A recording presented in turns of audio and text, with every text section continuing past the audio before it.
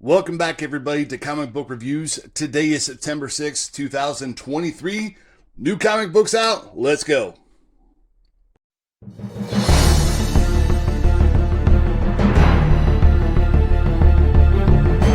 First comic book on my list is a prelude for the Gotham War between Batman and Catwoman. I picked up the wrong copy. Bear in mind it said free, but there's a more in-depth copy. Basically, this issue is half of Batman 137 right here, and a little bit of extra story, fell safe in it. It was free. Fuck it. It was a Bad Day edition free one. I got Mayhem Comics, but I screwed up. I was supposed to get or something else, but I screwed up. I'll have to pick that up later. But let's go ahead and talk about Batman 137. This issue right here, if you're getting it, this is the mainline Batman. If you're getting into Batman, this is a perfect time.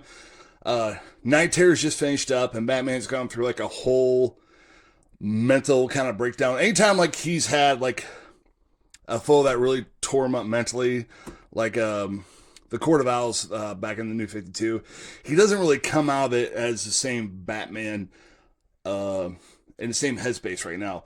Apparently right now, Selena Kyle, she runs this little organization she has, and her and Batman kind of had like a similar truce, but Batman was asleep the whole time, like most of the DC universe was. So he's trying to make up for a little bit of lost time. He's a little bit lost his mind.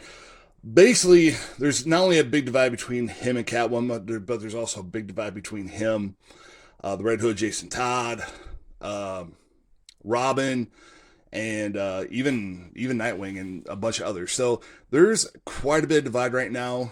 It's definitely worth checking out this issue, especially if you're getting into comics. Chip Zdarsky always puts out good stories.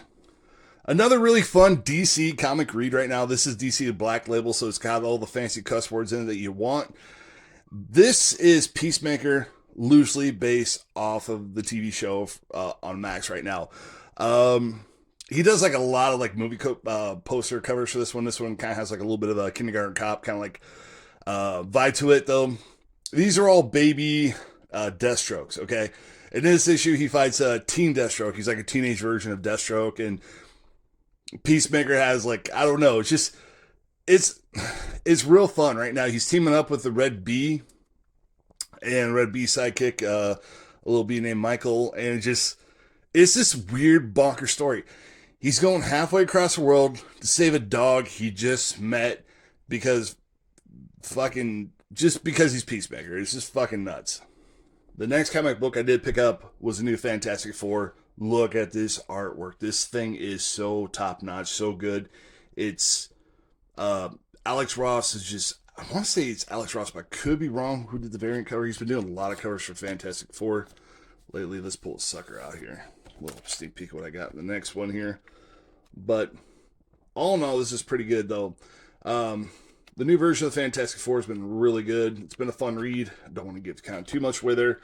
But it's kind of an average issue. Not a lot really goes on in here to the point where it's a big battle or just I don't know. It moves the story forward. It's one of those stories right here, but the cover is totally amazing. Probably some I want to hang up in the background, thinking about a different layout for further videos. So this one probably will go here. I'm getting old vibes of the original Human Torch, back in the 1930s, Golden Age Human Torch vibes off this. If it wasn't for the four there, I swear to God, in Fantastic Four, I would have said, oh, that's a cool Human Torch book, though.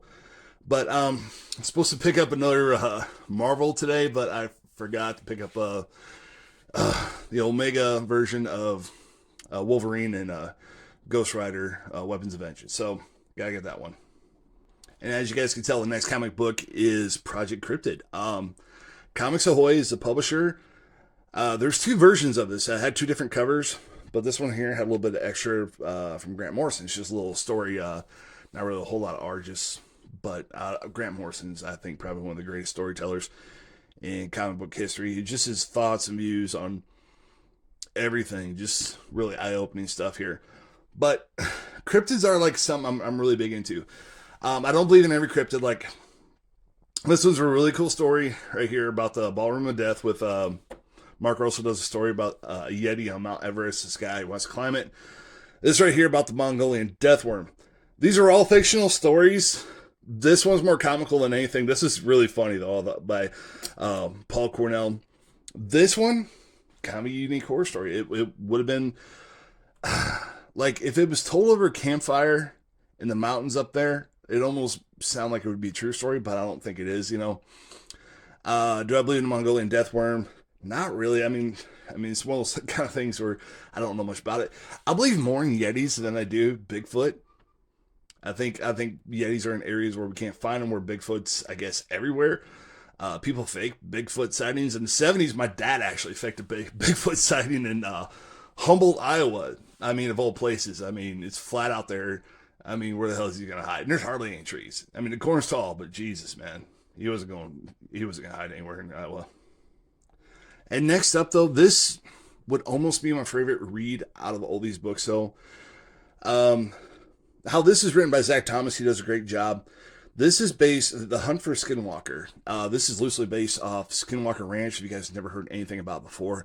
A lot of crazy shit happens out there. We're talking like, a Skinwalker is basically like a southwestern witch where it can shapeshift into anything. So, and can have those powers of anything too.